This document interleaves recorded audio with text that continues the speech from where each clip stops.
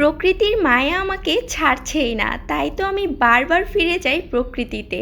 তো আজকে আমি গিয়েছিলাম একটা খুব সুন্দর বাগান বাড়িতে। তো সেখানে গিয়ে আমি কি কি করছি আর কতটা সুন্দর ছিল সেই বাগান বাড়ি, সে সব কিছু আপনাদের সাথে শেয়ার করবো ইনশাল্লাহ। আর এই বাগান বাড়িতে ছিল মাটির চুলা, দুইটা পুকুর, তাছাড়াও কিন্তু আশেপাশে অনেক অনেক গাছপালা। হ্যালো এভরিওয়ান, আসসালামু আলাইকুম। আপনারা সবাই কেমন আছেন? আশা করছি আপনারা সবাই ভালো আছেন। আলহামদুলিল্লাহ আমি অনেক বেশি ভালো আছি। তো আমি চলে এসেছি নতুন আরেকটি ব্লগ নিয়ে আপনাদের সামনে। আশা করছি আমার আজকের ব্লগটিও আপনাদের অনেক বেশি ভালো লাগবে। তো আজকে আমি এসেছি খুব সুন্দর একটা বাগান বাড়িতে। তো এই বাগান বাড়িটা কোথায় অবস্থিত, এখানে আপনারা কিভাবে আসবেন আর এখানে আসতে আপনাদের কত টাকা খরচ হবে, সেই সব কিছু আমি আমার আজকের ভিডিওতে বলার চেষ্টা করব। যাই হোক, বাগান বাড়িতে ঢোকার পরেই আমি দেখতে পেলাম রাস্তার দুই পাশে খুব সুন্দরভাবে তারা সারিবদ্ধভাবে অনেক ধরনের গাছ লাগিয়ে রেখেছে, যেটা আমার কাছে অনেক বেশি ভালো লেগেছে। একটু সামনের দিকটাই এগিয়ে দেখলাম যে এখানে কিন্তু বাচ্চাদের খেলার জন্য কিন্তু কিছু রাইড রয়েছে। তো সেগুলোই আর কি আপনাদেরকে ঘুরিয়ে দেখালাম। আর এই যে দেখুন, আমি আমার ফ্রেন্ড হচ্ছে সামনের দিকটাই ঘুরে বেড়াচ্ছিলাম। তবে আপনাদের একটা কোশ্চেন থাকতে পারে, আপনারা দুজন যদি ঘুরে বেড়ান তাহলে আপনার ভিডিও কে করে দিল? আমার একটা ফ্রেন্ড আমার ভিডিওগুলো করে দিচ্ছিল, আর আমি হচ্ছে মনের আনন্দে হচ্ছে ঘুরে বেড়াচ্ছিলাম, আশেপাশের দৃশ্যগুলো এনজয় করছিলাম। আর এই যে দেখুন, এখানে একটা বাগান বিলাসের গাছ আছে, যেটা হচ্ছে এখন খুব ট্রেন্ডিংয়ে আছে। তো যাই হোক, বাগান বিলাসে এখানে আমি কোনো ভিডিও করিনি, প্রচণ্ড রোদ ছিল যার কারণে ওরকমভাবে ভিডিও করা হয়। যাই হোক, এখানে দেখুন একটা দুইতলা বিশিষ্ট একটা কটেজও আছে, সেটাই আর কি দেখানোর চেষ্টা করছিলাম। তার আশেপাশেই কিন্তু খুব সুন্দর সুন্দর গাছ লাগিয়েছে তারা, যেগুলো দেখে আমার অনেক বেশি ভালো লেগেছে। আরেকটা কথা না বললেই নয়, এখন তো সকালবেলা ঘুম থেকে ওঠার পর ফেসবুকে গাছ লাগান, পরিবেশ বাঁচান, এগুলো অনেক অনেক পোস্ট দেখতে পাচ্ছি। কিন্তু যারা পোস্ট করছেন তারা কে কয়টা গাছ লাগিয়েছেন সেটা প্লিজ কমেন্ট বক্সে আমাকে জানিয়ে যাবেন। যাই হোক, পোস্ট সবাই দিতে পারে, গাছ কেউ লাগাতে পারে না। আগে হচ্ছে আপনারা গাছ লাগান, তারপর হচ্ছে পোস্ট করতে আসেন। যাই হোক, এখানে দেখুন বিভিন্ন ধরনের ফুলের গাছ আছে। তো এই জিনিসটাও আমার কাছে বেশ ভালো লেগেছে। এখানে প্রায় ছায়ানিবিড় একটা পরিবেশ ছিল। তো আমার কাছে তো এই পরিবেশটা অনেক বেশি ভালো লাগে, তাই আমি আপনাদেরকে একটু বারবার করে আশেপাশের দৃশ্যগুলো আর কি ঘুরিয়ে দেখাচ্ছিলাম।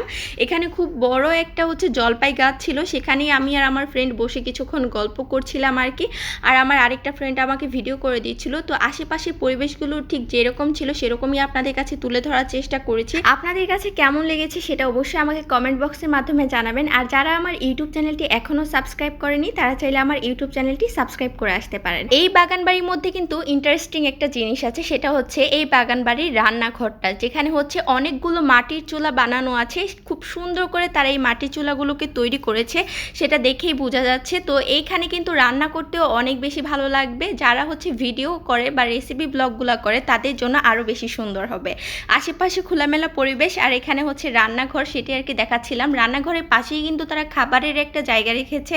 তো যদিও এখানে হচ্ছে এখন টেবিল বা কিছু ফিট করা নেই, যদি কোনো পিকনিক বা হচ্ছে কিছু হয়, কোনো প্রোগ্রাম হয়, তাহলে হচ্ছে তারা এই জিনিসগুলো করে দেয়। এই বাগান বাড়িতে কিন্তু দুইটা পুকুর আছে, এই দুইটা পুকুরে কিন্তু ওনারা মাছ চাষ করে। তো এইটাই আর কি আপনাদেরকে দেখাচ্ছিলাম। এই জিনিসগুলো আসলে অনেক বেশি ভালো লাগে, খুবই মনোমুগ্ধকর একটা পরিবেশ এখানে ছিল। তো আর এত পরিমাণে রোদ ছিল যে আমি ভালো করে হচ্ছে আশেপাশে ঘুরে দেখতে পারিনি, তাই আপনাদেরকে যতটুকু পেরেছি ঘুরিয়ে দেখিয়েছি। আর এই পুকুরগুলো দেখতে পাচ্ছেন ঠিক কতটা বড়। আর এই জায়গাটার লোকেশন তো আমি আপনাদেরকে এখনো বলিনি। এই জায়গাটার লোকেশন হচ্ছে শ্রীপুর মাধবখলাতে অবস্থিত এই বাগান বাড়িটা।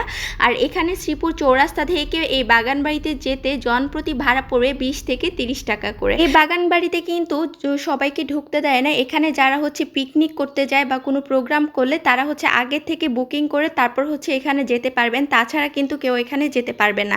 এখানে এন্ট্রি ফিরও কোনো ব্যবস্থা নেই, এটা খুবই দুঃখজনক আর কি। যাই হোক, তারপর আমি হচ্ছে পুরো বাগান বাড়িটা আপনাদেরকে ঘুরে দেখাচ্ছিলাম। আসলে আমার কাছে বাগান বাড়িটা খুবই ভালো লেগেছে পার্সোনালি আমার কাছে ঘুরে আর কি। তো আশেপাশে পরিবেশগুলো খুবই ভালো ছিল, খুবই সুন্দরভাবে পরিপাটি করে তারা এই বাগান বাড়িটাকে সাজিয়েছে। আর এখানে বেশিরভাগই ছিল হচ্ছে ফুল গাছ। অনেক বাগান বাড়ি বা পার্ক আছে যেগুলোতে হচ্ছে প্রচুর পরিমাণে গাছ থাকা সত্ত্বেও কিন্তু কেউ হচ্ছে ঠিকভাবে যত্ন করে না, কিন্তু এই বাগান বাড়ির প্রত্যেকটা গাছের খুব সুন্দরভাবে যত্ন নেই তারা, যেটা ফুল গাছগুলোকে দেখলেই বোঝা যায় আর কি। আর এখানে গিয়েও আমি বুঝতে পেরেছি ওনাদের সব কিছু আর কি দেখে, আর ওনাদের বিহেভিয়ারও খুবই ভালো ছিল। তো আপনারা চাইলে এখান থেকে ঘুরে আসতে পারেন, তবে এন্ট্রি ফির কোনো ব্যবস্থা নেই। আবারও বলে দিচ্ছি, যদি আপনারা যেতে চান অনেকজন মিলে যেতে হবে, পিকনিকের উদ্দেশ্যে যদি যান তাহলে অবশ্যই আগে থেকে ওনাদেরকে বলে রাখতে হবে, নয়তো কিন্তু আপনারা সেখানে ঢুকতে পারবেন না।